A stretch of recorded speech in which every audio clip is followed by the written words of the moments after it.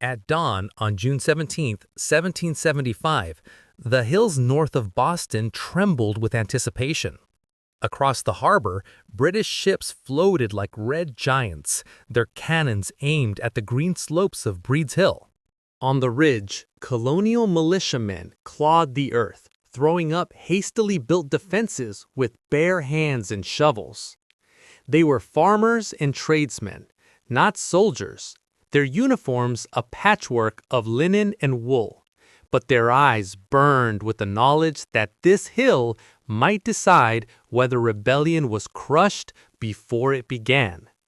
The morning sun caught the gleam of bayonets as British troops formed in perfect ranks below, redcoats blazing against the grass. By 3 p.m., the first assault began.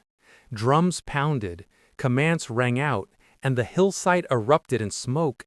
The first attack came as the morning fog lifted. Union brigades charged across the rolling farmland toward a cornfield so dense the stalks towered above men's heads. Within minutes, the field was shredded by musket fire.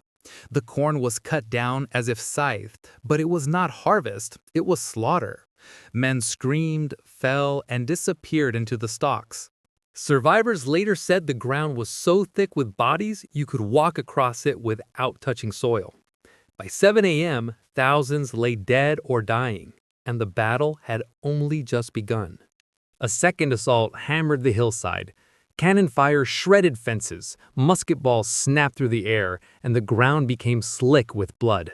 Again, the colonists held until the enemy was nearly upon them, then unleashed another devastating barrage.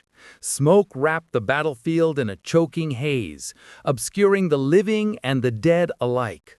Once more the British lines faltered, and once more they were driven back. The defenders, hearts pounding, dared to believe that perhaps this hill could hold forever. But beneath their courage, a shadow loomed. Powder and shot were running low. Each musket fired was one less chance to resist the storm that gathered below. By the third assault, the hill was a cauldron of fire and desperation.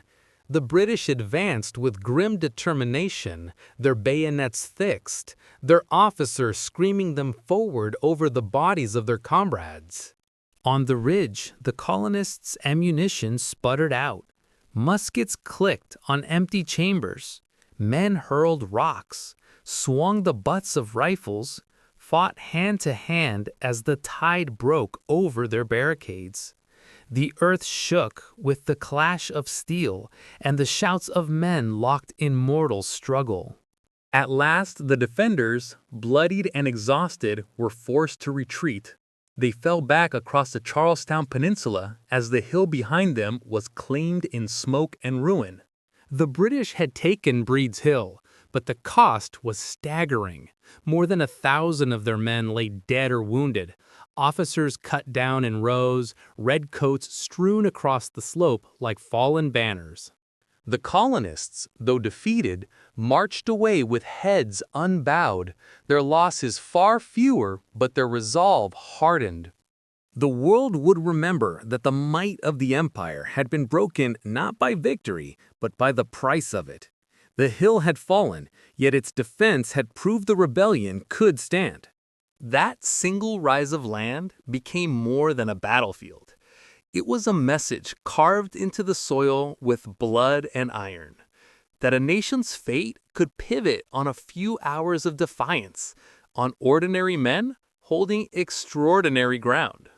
The siege of Boston tightened, the revolution deepened, and the echo of Breed's Hill carried across the colonies like a call to arms. The British had won the hill, but the colonists had claimed the future. And from that day forward, the war for independence could never again be dismissed as a fleeting spark.